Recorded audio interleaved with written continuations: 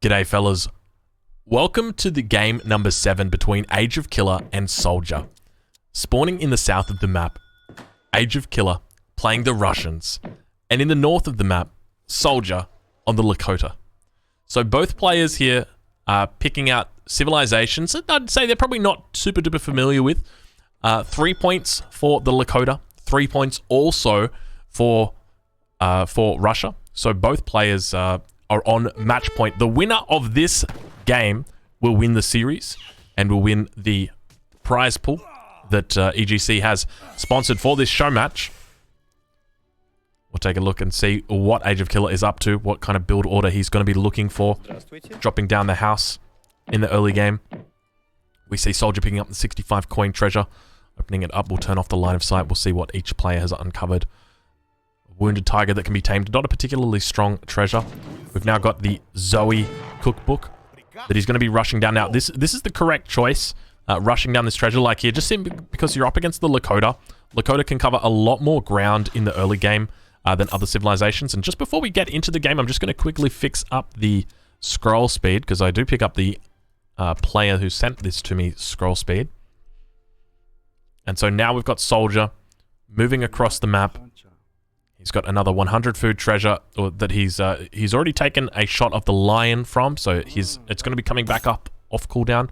AgeOfKiller now picking up that Empress Zoe's cookbook. And SoldieR just waiting slowly for this to regen.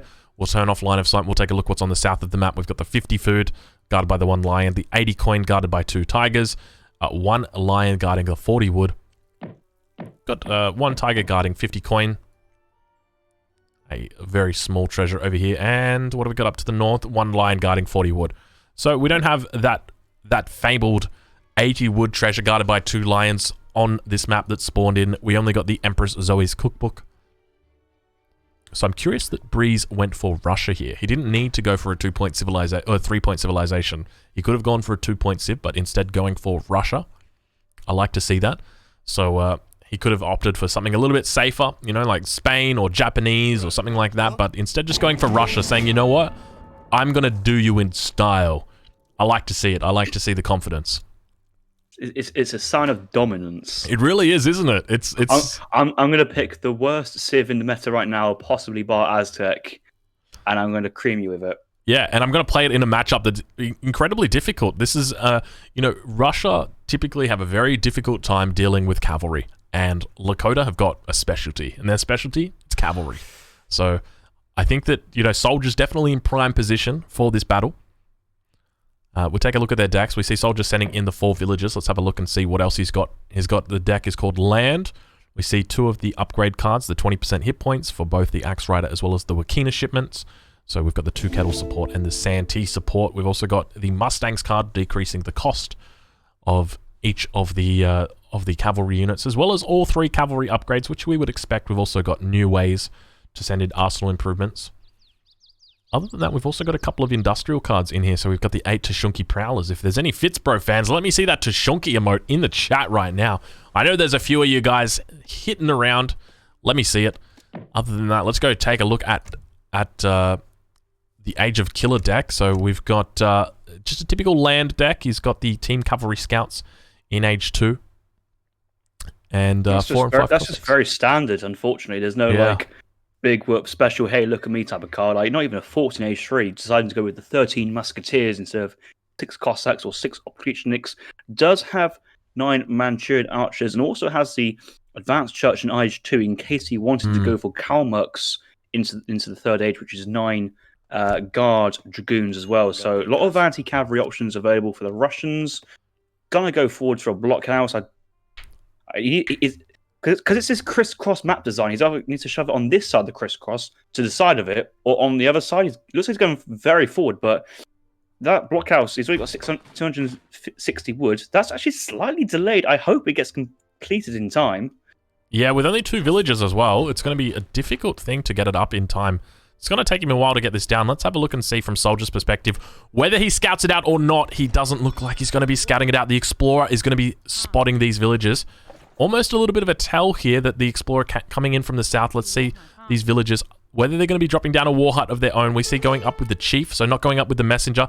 You got to be careful. If anything, the explorer has actually forced SoldieR back, and he will scout this by accident. Yeah. But I was excited for the forward war hut wars because possibly that might be just war huts may play into the Russian players' hands in that sense of trying to trade infantry with infantry. But I think SoldieR's going to back. He's going for a defensive war hut. It looks like is he cancel that foundation? Is he cancel that foundation and may just opt to go for a stable. Does have wood crates on the floor, and given that he's still chopping, he may want to go for a stable and a defensive war hut. So war hut for the ranged attack. Maybe a couple of clubs if he wants to go for the anti-cav, but what's he building there? Yeah, so it is a defensive war hut. Yeah, dropping down that war hut now, sending in 5 villagers as his opening shipment as well. So saying, you know what, I'm confident I can take you. Even if you're going to forward a war hut right on top of me within my my town center's defensive line, I think I can take you with 5 villagers. But we've got 700 coin coming out as the first shipment. Double blockhouse going up. This is so cheeky. It is, but it's also not. I think, if I'm not getting completely cuckoo here, I think this is a variation on the I Am Turk build, which is basically a pure but mass musketeer, kind of like just huge army generation. Sends in the coin early, gather it up with only like 1 or 2 villagers, so you got like coin trickle, and then all the other villagers on the food, and just training musketeer after musketeer after musketeer, just getting a huge mass going on. Walling as well, this early, a bit interesting actually. This could also be the second defensive, second aggressive blockhouse, maybe feigning an aggressive play here, but actually going to go for the fast age up behind this. Remember, this is Breeze as well. Like some games PR 55 plus, some games PR 20, losing all his villagers to a random Ottoman Hussar raid. You never know what you get at Breeze, but I think he's got 10 musketeers in queue here, so it's a bit confusing. Like he's walling that top left side, but he's not walling out the hunt. He's saying, right, you can have the hunt, but you can't run past here. Yeah, I'd be curious to see how he pulls this out. Now going for the Seton bows on SoldieR's side. So no real cavalry.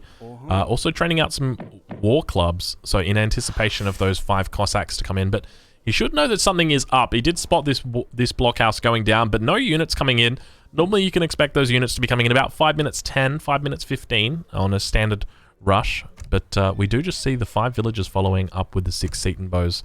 And do you know what I'm really confused about? I don't actually know what each player is thinking of the other player's strategy. That's the one thing I'm like a bit curious, because I'm not too sure if SoldieR knows that a Breeze is going to go for like a mass timing and walling up the side. Actually, that explorer turned around, and that probably wasn't his intention to turn. He's clicked around that crossing, so he may have actually discovered the wall by accident. Actually, that Ibex was killed probably by Breeze, if anything, so that might be been a bit of a tell there from Breeze. That should have not done that one. But scout out the cavalry. Musk's going to move over. That's quite a few Musks already. Is Breeze actually semiing off behind us, or is he still massing? He's not actually training many units behind this. It looks like, yeah, he is going to be attempting to do a little bit of harassment now. Cossacks moving into the base. We've got the 5 Cossack shipment coming in, doing a bit of hurt. So going with the 5 Cossacks, probably going to be sending in those 4 Cossacks next. We've got a huge amount of potential. 5 muskets now being trained as well. So a little bit of a tough situation. If we take a look and see the military unit that's building up, we look at SoldieR. He's got the 6 Seton bows and the 4 war clubs.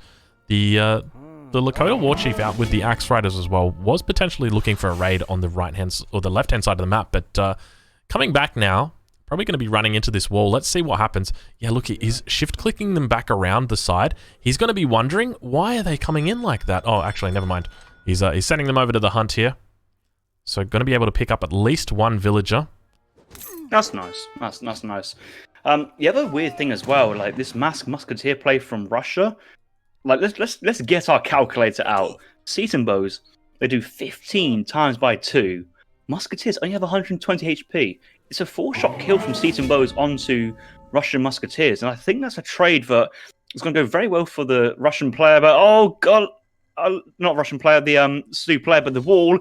SoldieR's turned back. He doesn't know what to do. He's probably thinking he's left there. He's going like, what on earth is DE doing? This is DE pathing, but actually no, this is some great play by Breeze, cutting off the escape route of SoldieR, and that a bit of walling has picked off 2 Cossacks and another Axe Rider, pardon me, of worth of damage.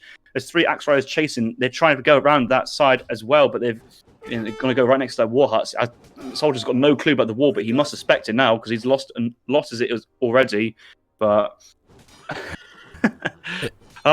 Breeze with the plays. Yeah, I would be screaming right now. I would be, I would be complaining. What is going on right now? Because so many times these the Axe Rider managing to get a head on the Cossack, but yeah, so many times these Axe Riders have tried to get through over here, but we can see that Soldier hasn't actually scouted it. He doesn't know that there's a wall here, or if he may suspect it, but he doesn't know for certain. He just thinks that the definitive edition is doing just definitive things at the moment.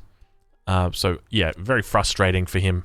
Undoubtedly, he would be quite upset with it. We've got now some settlers moving out to find a new home. Those musks are out of position. And I think I saw on Soldier's line of sight, but he's pushing right side as well. So this could be a great time in here. There you go. Here's all this infantry and a couple of musks. That's going to get picked off very, very quickly by Seatons. Yeah, 1-shot kill for each of those. Clubs are going to push back the Cossacks, and there's always Axe Riders there. The musk is out of position. This is a great pickup here from Soldier. I think AgeOfKiller, he hasn't really been trading his army, and that's what Russia wants to do, is trade the army because it's very cost effective, but he's never really pushed the base or forced the agenda, and actually still not having any strelets I think is just not ideal. That's a huge raid.